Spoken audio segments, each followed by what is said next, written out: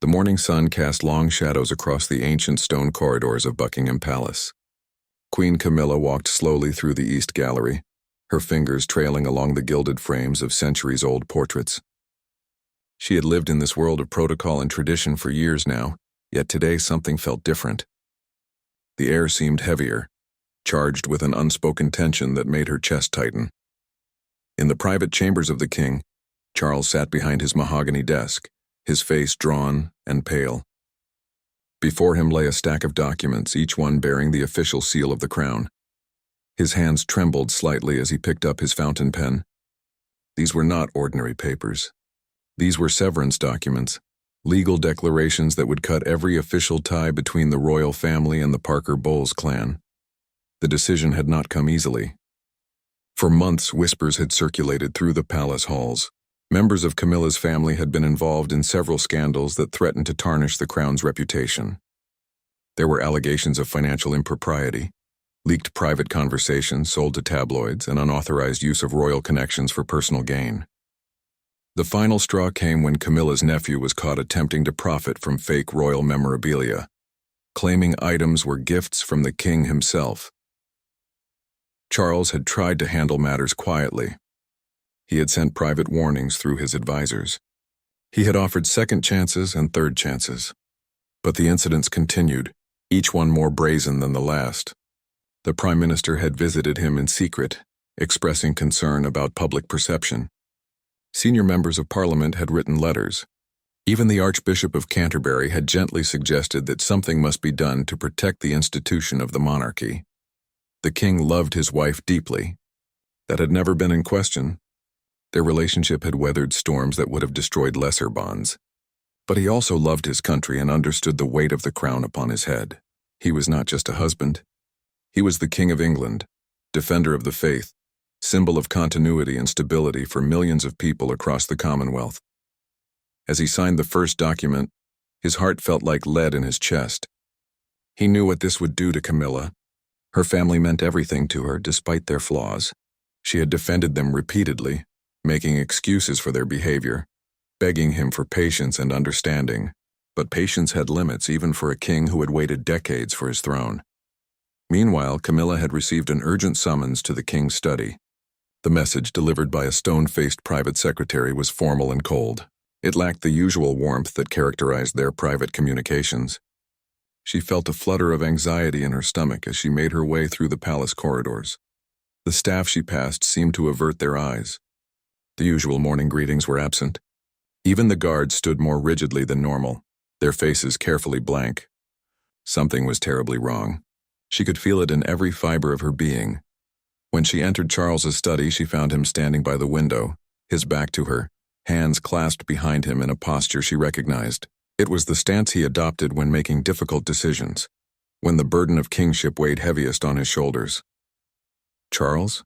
Her voice came out smaller than she intended. He turned slowly, and the look on his face made her blood run cold. There was pain there, yes, but also something harder, more resolute. This was not her husband looking at her. This was the king. "Please sit down," he said quietly, gesturing to a chair. She remained standing, her legs suddenly weak. "What has happened? Please just tell me." Charles moved to his desk and picked up the documents. "Your family, Camilla. I cannot protect them anymore. I cannot protect us from them anymore." The words hung in the air between them like a death sentence. Camilla's hands flew to her throat as understanding began to dawn. "What are you saying?" "I am saying that effective immediately, all official connections between the crown and the Parker Bowles family are severed. No more royal allowances, no more use of royal titles or connections, no more access to palace events or functions.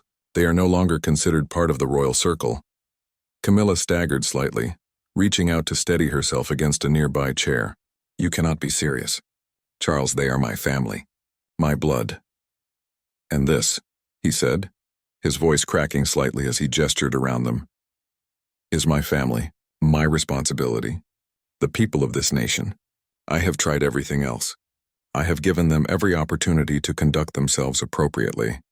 They have failed at every turn." Tears began to stream down Camilla's face. "There must be another way. Please, Charles. I am begging you." The king's jaw tightened. For a moment, the royal mask slipped and she could see the husband beneath. The man who loved her. The man who was breaking his own heart as surely as he was breaking hers. There is no other way. The decision is made. The documents are signed. The palace will release a statement this afternoon. Camilla felt the room beginning to spin. Her family had their faults, yes, but they were still her family.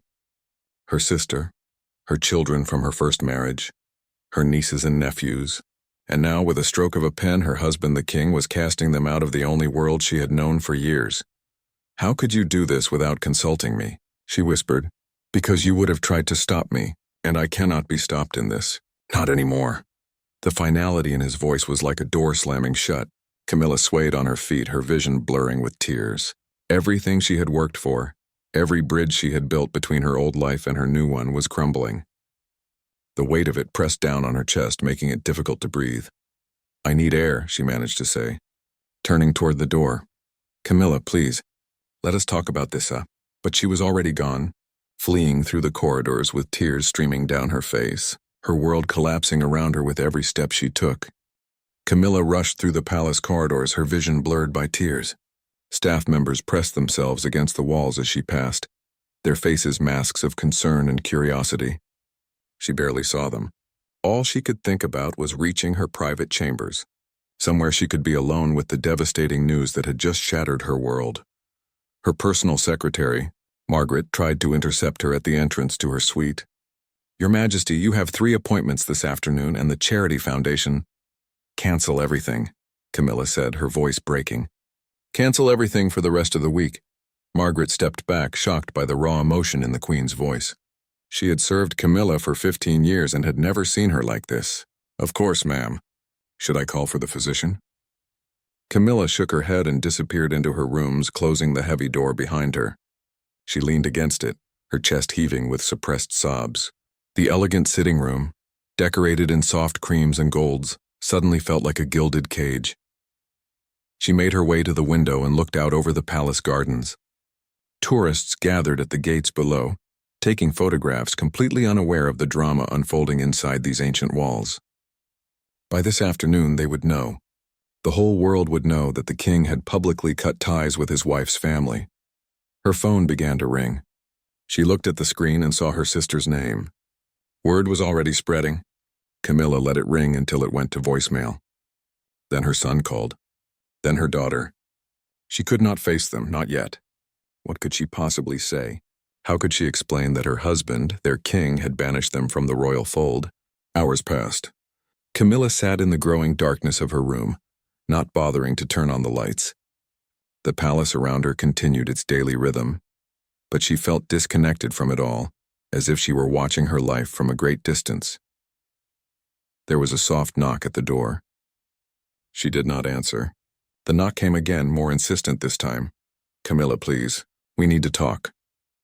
It was Charles. "Go away," she said, her voice hoarse from crying. "I cannot do that. Please let me in."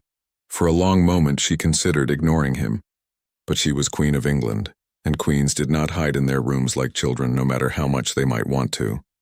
She walked to the door and opened it. Charles stood there, still wearing his formal day clothes, but looking older somehow, more tired. The lines around his eyes seemed deeper than they had that morning. "May I come in?" he asked quietly. She stepped aside. He entered and immediately tried to take her hand, but she pulled away, wrapping her arms around herself instead. "I know you are angry with me," he began. "Angry?" Camilla laughed bitterly. "Angry does not even begin to describe what I am feeling right now, Charles. You have humiliated me. You have humiliated my entire family." "They humiliated themselves," he said, his voice hardening slightly, "time and time again. And in doing so, they threatened to humiliate the crown itself. They made mistakes, yes, but they are still my family. And what am I?" Charles asked, his voice rising. "What is this institution that we both serve? Does that mean nothing?" Camilla turned away from him, staring out the window again. "You should have discussed this with me first. We are supposed to be partners, equals. We are not equals, Camilla, and you know that. I am the king. The final decision rests with me, especially in matters that affect the crown. I consulted with my advisors, with the Prime Minister, with legal counsel. Everyone agreed that something had to be done. Everyone except me, apparently, she said coldly. Charles ran a hand through his hair, a gesture of frustration she knew well. Because I knew you would defend them, just as you have defended them every other time. Your loyalty to your family is admirable, truly it is. But it has blinded you to the damage they have been causing. Damage? Camilla spun around to face him. Let me tell you about damage, Charles. The damage of being told that the people you love are no longer good enough. The damage of knowing that your husband thinks your family is a liability. The damage of reading in tomorrow's newspapers that the Queen's relatives have been cast out like common criminals. They will not be cast out, Charles said, his voice softening. I am not banishing them from your life. I am simply removing the official royal connections that they have been exploiting. You can still see them, still speak with them, still love them, but they cannot use their connection to us for personal gain anymore. You do not understand what you have done, Camilla said quietly. My family, they will think I have abandoned them. They will think I chose you and this life over them. Have you not? Charles asked gently. Did you not choose this life when you married me? Did you not know that being queen would require sacrifices? Camilla felt fresh tears welling in her eyes. I thought the sacrifices would be mine to make, not ones you would force upon me. They stood in silence for a long moment, the weight of unspoken words hanging between them. Outside, the sun was setting, painting the sky in shades of orange and pink. It would have been beautiful if Camilla had been in any state to appreciate it. The statement goes out in 1 hour, Charles said finally. I wanted you to hear it from me first, but you would not take my calls. What does it say? Camilla asked, though she was not sure she wanted to know. Charles pulled a folded paper from his jacket pocket and handed it to her. She took it with trembling hands and read the carefully worded announcement. It was all there, phrased in diplomatic language, but devastating nonetheless. The royal family was severing official ties with the Parker. Bole's family due to repeated breaches of protocol and inappropriate conduct. This will destroy them, she whispered. Perhaps it will wake them up, Charles replied. Perhaps now they will understand that actions have consequences, even for those connected to the crown. Camilla looked at her husband, really looked at him, and saw the strain in his face. This had not been easy for him either, but that knowledge brought her no comfort. He had made his choice, chosen his duty over her family, and nothing would change that now. I need you to stand with me on this, Charles said. When the statement is released, there will be questions, speculation. We must present a united front. United? Camilla's voice was hollow. How can we be united when you have torn my family away from me? I have not torn them away, Charles insisted. I have simply drawn a necessary boundary. There is a difference, but Camilla could not see the difference. All she could see was the chasm that had opened between her old life and her new one, and her husband standing on the far side, asking her to jump. The palace statement was released at exactly 6 o'clock that evening. Within minutes, every major news outlet in the world was running the story. The headlines were brutal and immediate. Television cameras gathered outside the palace gates. Royal correspondents spoke in hushed, dramatic tones about the unprecedented nature of the king's decision. Camilla watched it all unfold from her private sitting room, a glass of whiskey clutched in her hand. Margaret had brought her the drink without being asked, sensing that her mistress needed something stronger than tea. The television screen showed a parade of experts analyzing every word of the statement, speculating about what it meant for the monarchy, for the Queen, for the future. Her phone had not stopped ringing. Text messages flooded in from friends, family members, even distant relatives she had not heard from in years. Some were angry, demanding explanations. Others were pleading for her to intervene, to make the king change his mind. A few were sympathetic, but those were the minority. Her sister Laura's message had been particularly painful to read. How could you let him do this to us? We are your blood, Camilla. Does that mean nothing to you anymore? But it did mean something. It meant everything. That was what made this situation so unbearable. Camilla had spent her entire life navigating the complicated waters of family loyalty. She had stood by her relatives through divorces, scandals, financial troubles. She had always been the one they turned to, the strong one, the problem solver. Now she was the problem. There was another knock at her door. This time it was her private secretary again. Your Majesty, your daughter is here. She's asking to see you. She is quite upset. Camilla closed her eyes. She had known this moment was coming, but she was not ready for it. Still, she could not hide forever. Send her in. Laura, her daughter from her first marriage, entered the room with red eyes and a tear-stained face. She had always been beautiful, with her mother's features and her father's height, but today she looked haggard and desperate. "Mom," she said, her voice cracking, "please tell me this is some kind of mistake." Camilla stood and opened her arms. Laura rushed into them, and for a moment they were just a mother and daughter, holding each other against the cruelty of the world. "I wish I could," Camilla whispered. "But it is not a mistake." Laura pulled back, staring at her mother with disbelief. "You knew about this? You knew he was going to do this?" "I found out this morning. I had no say in the decision." "No say?" Laura's voice rose. "You are the queen. How could you have no say in something that affects your own family?" "Because I am not just the queen," Camilla said wearily. "I am the king's wife, and sometimes those two roles come into conflict." Laura paced the room, her hands clenched into fists. "This is about Uncle Simon, is it not? That stupid memorabilia business. He made one mistake, Mum. One mistake, and now we are all being punished for it." "It was not one mistake," Camilla said quietly. "There have been many incidents, Laura, you know that. The leaked photographs, the unauthorized interviews, the exploitation of our connection to the palace. Charles warned everyone. Multiple times. No one listened. So this is our fault?" Laura turned on her mother, eyes blazing. "You are actually taking his side in this?" "I am not taking anyone's side. I am simply stating facts." "Facts?" Laura laughed harshly. "The fact is that your husband has publicly humiliated our entire family. The fact is that my children are going to go to school tomorrow and be mocked by their classmates. The fact is that Aunt Emily's charity has already lost 3 major donors because they do not want to be associated with us anymore. Those are the facts, Mum." Each word was like a knife to Camilla's heart. She had not thought about the ripple effects, the way this decision would touch every member of her family in ways large and small. She had been too focused on her own pain to consider theirs.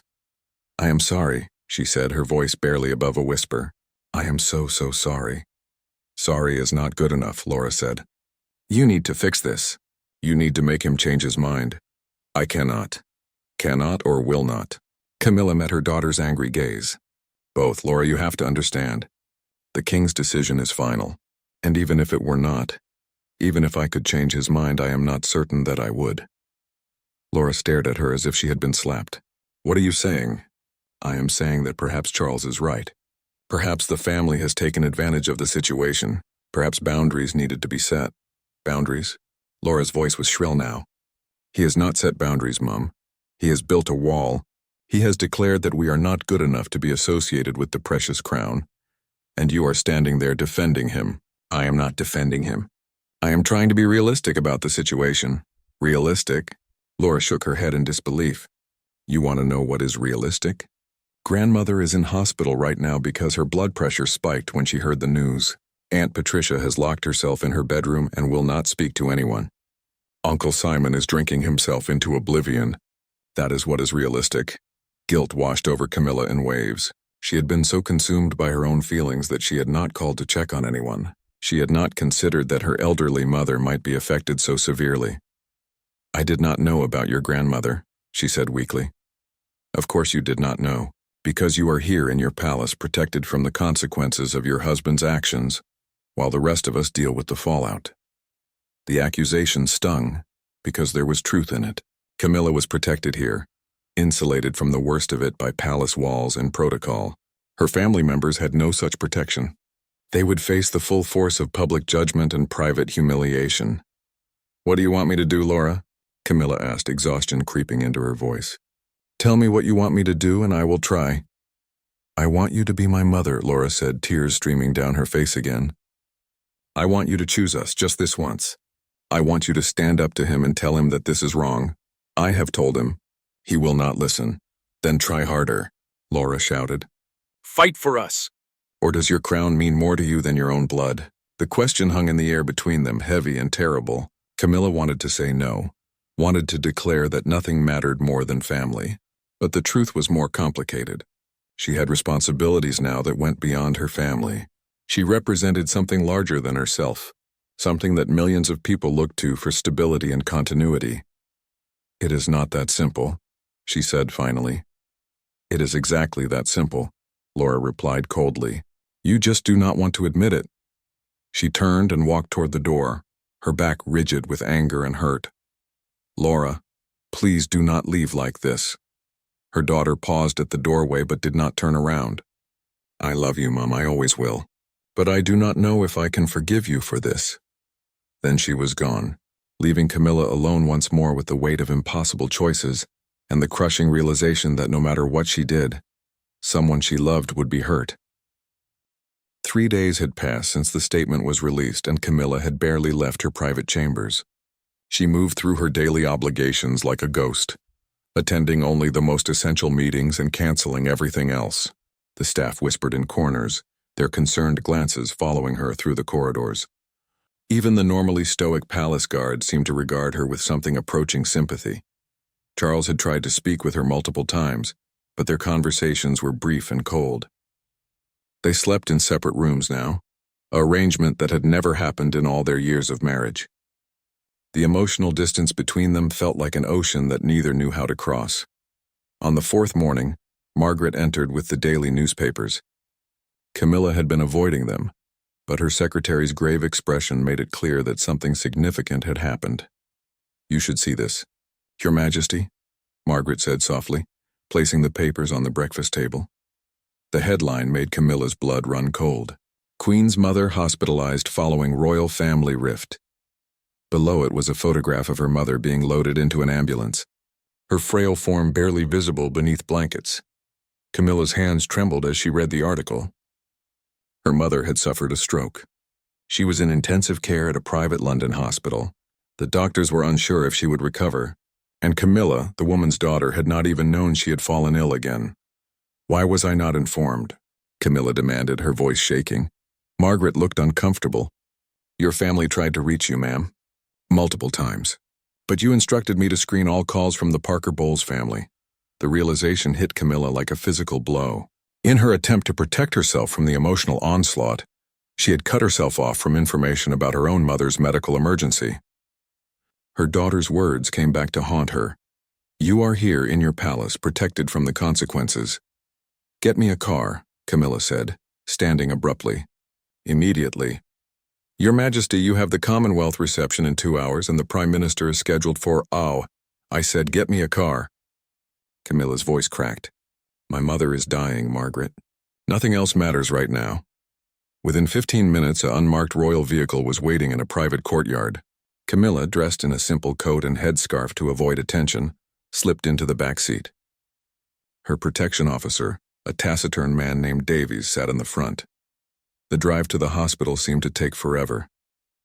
London traffic crawled along at a maddening pace.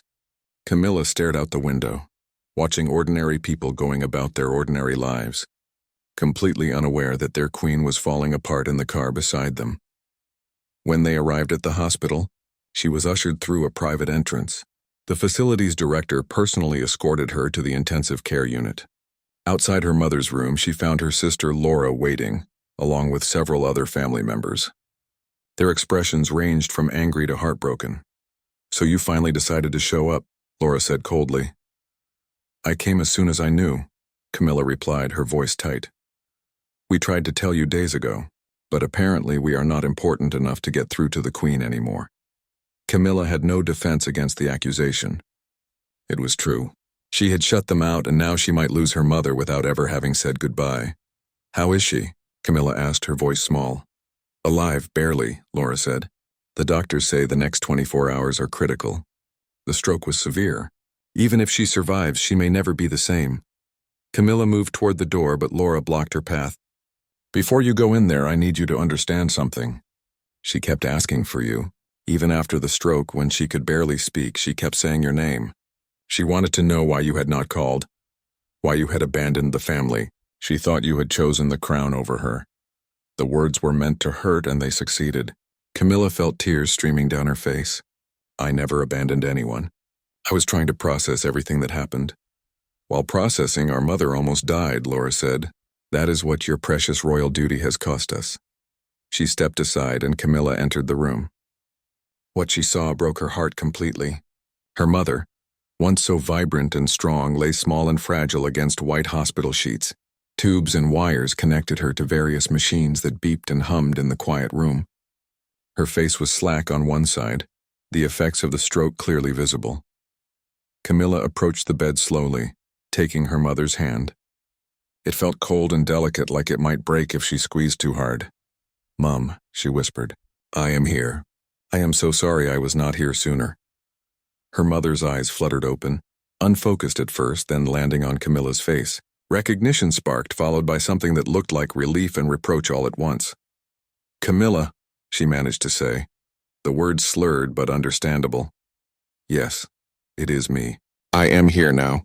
You are going to be all right." Her mother's grip tightened slightly on her hand. "Chose them?"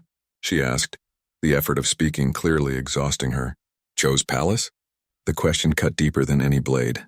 Her own mother, lying possibly on her deathbed, believed that Camilla had chosen her royal life over her family. "No," Camilla said firmly, tears falling freely now. "I never chose anything over you, never. This situation, it is complicated. But I love you. I have always loved you. Nothing will ever change that." Her mother's eyes searched her face, looking for truth in her words. After a long moment, she nodded slightly. Then her eyes closed again, exhaustion claiming her. A nurse entered and gently suggested that Camilla let her mother rest. Reluctantly, she released her hand and stepped back. As she left the room, she found Charles waiting in the hallway. He must have followed her from the palace. Their eyes met, and in that moment something shifted between them. Charles saw the raw pain on his wife's face, the toll that his decision had taken not just on her family but on her relationship with them. Camilla saw the guilt in her husband's eyes, the realization that perhaps he had not fully considered all the consequences of his actions. "We need to talk," Charles said quietly.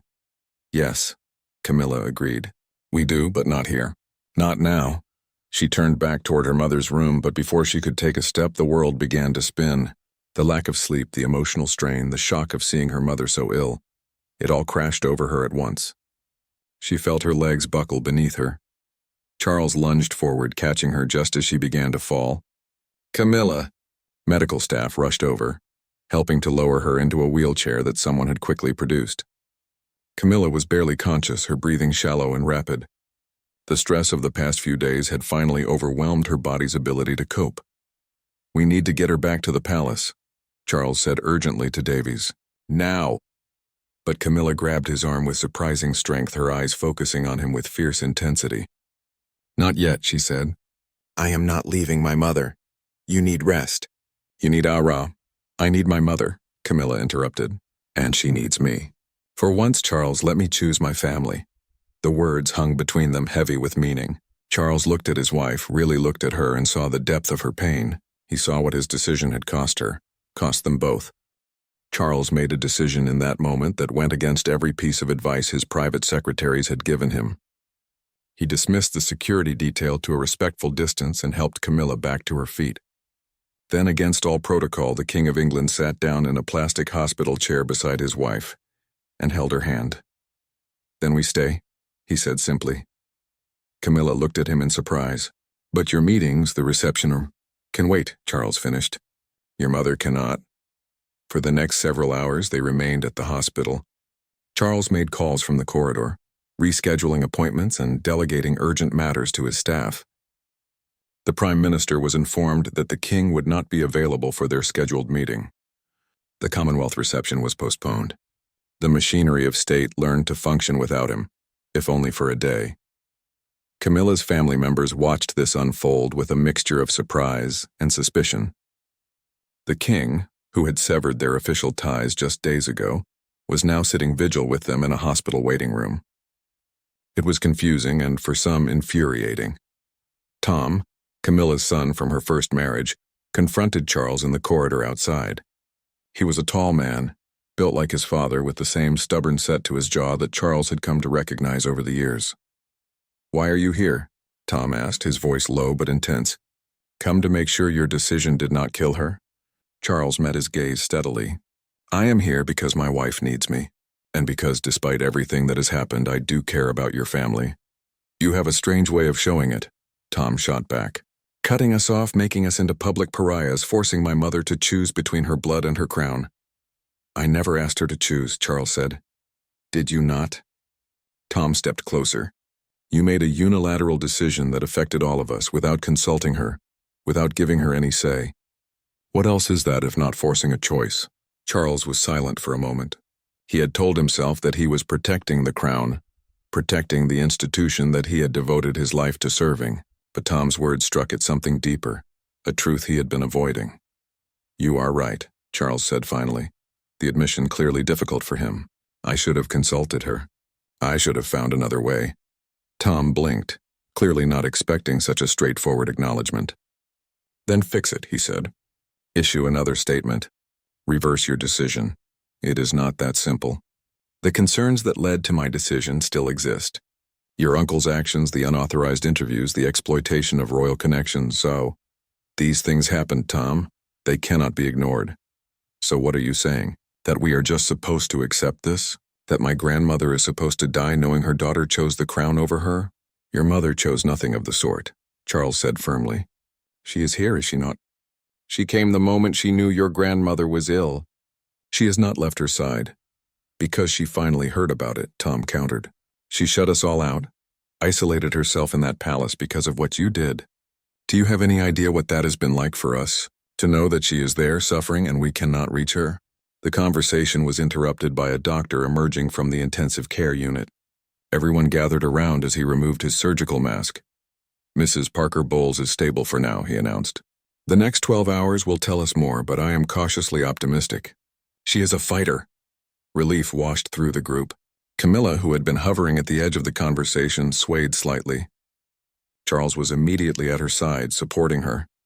You need rest, he said gently. Real rest, not just sitting in a hospital chair. For once, Camilla did not argue. The doctor had confirmed what everyone could see. She was exhausted, both physically and emotionally. Charles guided her toward the exit, but she stopped to embrace each family member on her way out, whispering apologies and promises to return soon. In the car on the way back to the palace, they sat in silence. The barrier between the front and back seats was raised, giving them privacy. Charles kept hold of Camilla's hand and she let him, too tired to maintain the wall of anger she had built between them. I have been thinking, Charles said finally, as they approached the palace gates. Perhaps I was too hasty. Perhaps there is a middle way that I did not consider. Camilla turned to look at him, hope flickering in her exhausted eyes. What do you mean? I mean that I was correct about the need for boundaries, but perhaps wrong about how absolute those boundaries needed to be. There might be a way to protect the crown while not completely severing ties with your family. Charles, if you're only saying this because you feel guilty, I am saying it because I saw you today, he interrupted. I saw what my decision has cost you. I saw your mother lying in that hospital bed. I saw your children looking at me with hatred in their eyes, and I realized that I may have been technically right but morally wrong. Camilla felt tears welling up again. I do not need you to reverse your decision entirely. I know there were problems. I know my family overstepped, but there has to be a way to address those issues without destroying everything. I know, Charles said, and I will find it. I promise you that. Back at the palace, Charles immediately called a meeting with his senior advisors. They gathered in his private study, their faces grave as the king outlined his thoughts. There was resistance, of course. The Lord Chamberlain argued that reversing course would make the crown look weak and indecisive. The private secretary pointed out that the statement had already been made, and retracting it would invite more scandal. But Charles was unmoved. My wife's mother nearly died, he said, his voice cutting through their objections, partly because of the stress my decision created. I will not have that on my conscience. We will find another solution. Over the next several hours, they crafted a new approach. Instead of a complete severance, there would be specific restrictions. Camilla's family members would be allowed to attend certain royal events, but would be required to sign agreements about their conduct. They would receive media training. They would be monitored more closely, with clear consequences for any future violations. It was not a complete reversal, but it was a softening, a recognition that the original decision had been too harsh. Most importantly, it gave Camilla's family a path back, a chance to prove themselves worthy of their connection to the crown. When the new plan was finalized, Charles went to find Camilla. She was in her sitting room, still wearing the same clothes she had worn to the hospital, staring out the window at nothing. Come with me, he said, extending his hand. I want to show you something. He led her to his study and presented her with the revised plan. As she read through the documents, Charles watched her face carefully. He saw hope dawn, then caution, then something like relief. This is really what you want to do? She asked. It is what we should have done from the beginning, Charles replied.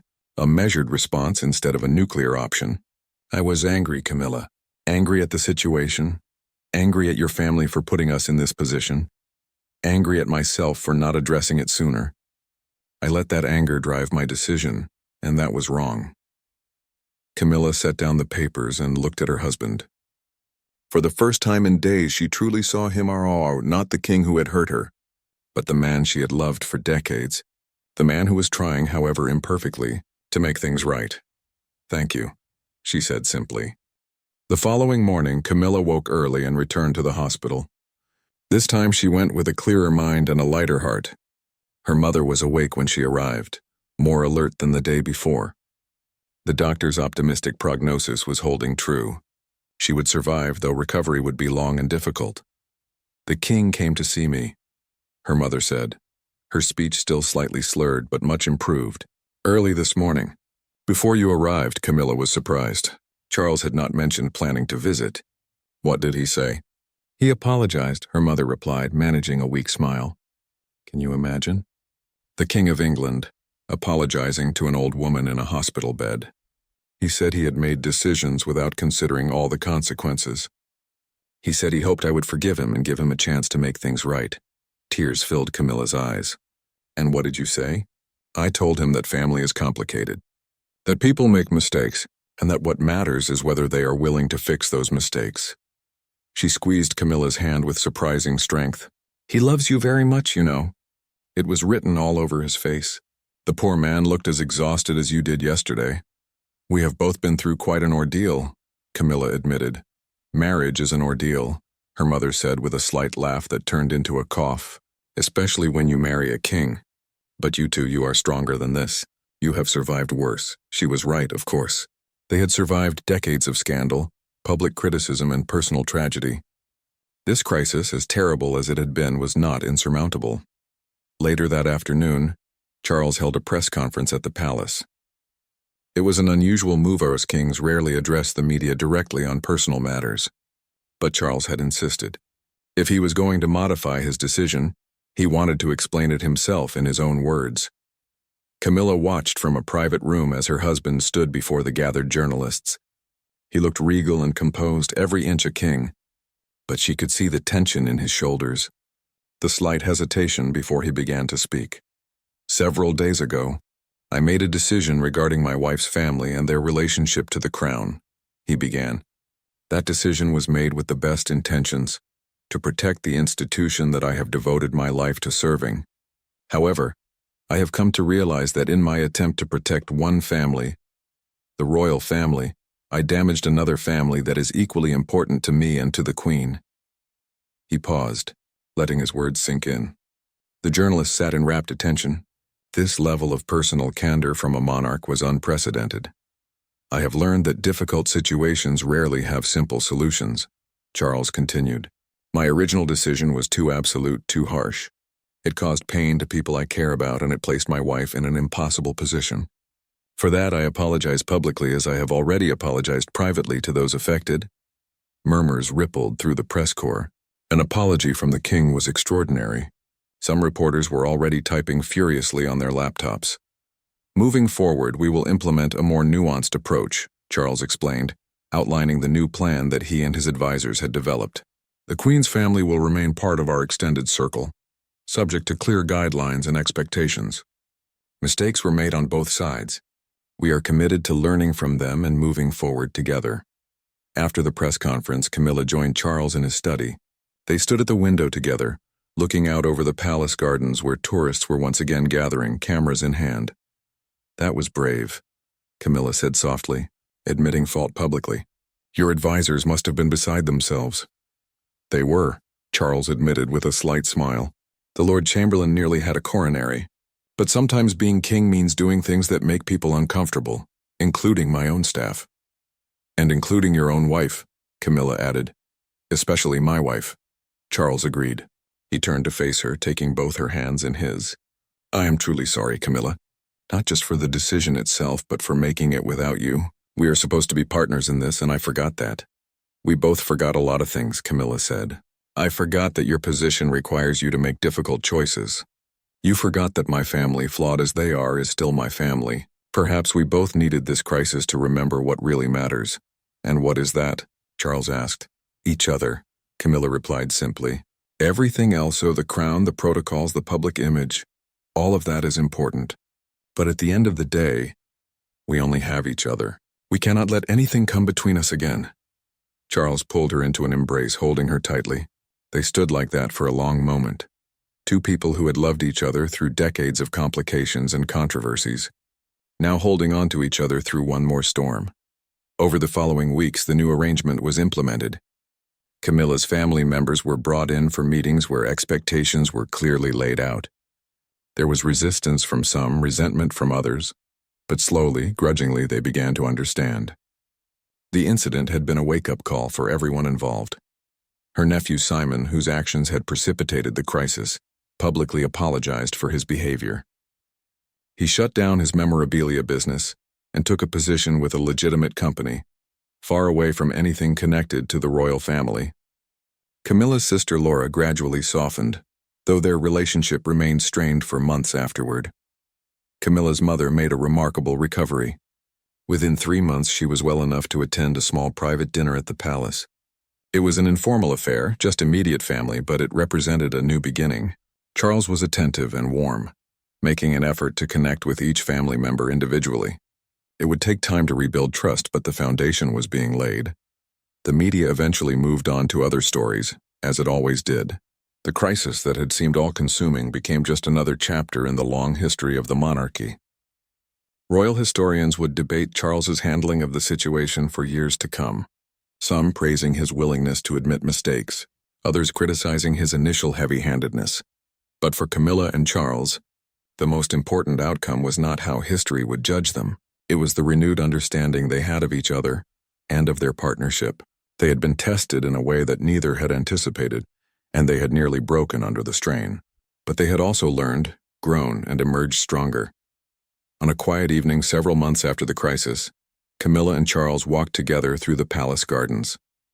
It was one of their favorite rituals, a chance to escape the formality of court life and simply be together. The autumn air was crisp and leaves crunched beneath their feet. Do you remember when this all started? Camilla asked. That morning when you called me to your study? I remember thinking I was doing the right thing, Charles replied. I remember believing that I had no other choice. And now? Now I know that there are always choices. The question is whether we have the courage and wisdom to choose correctly. He stopped walking and turned to face her. I did not choose correctly that day, but I hope I am choosing correctly now. Camilla smiled, taking his hand. We are choosing correctly, together. That is what matters. They continued their walk as the sun set behind the palace, painting the sky in shades of orange and gold. They had been through a crucible that would have destroyed many relationships. But they had survived it, not unscathed, but perhaps better for the experience. In the distance, they could hear the changing of the guard, the tourists snapping photographs, the everyday machinery of the monarchy, continuing its eternal rhythm. But in that moment, in the quiet garden away from all the ceremony and spectacle, they were simply two people who had learned that love, family, and partnership required constant work, constant forgiveness, constant choice. And they chose each other, again and always, crown and all, years later. When scholars studied this period of Charles's reign, they would point to it as a turning point. The crisis had revealed both the strengths and weaknesses of the modern monarchy. It had shown that even kings must sometimes admit mistakes, that duty and family need not be in constant conflict, and that true leadership sometimes means having the courage to change course.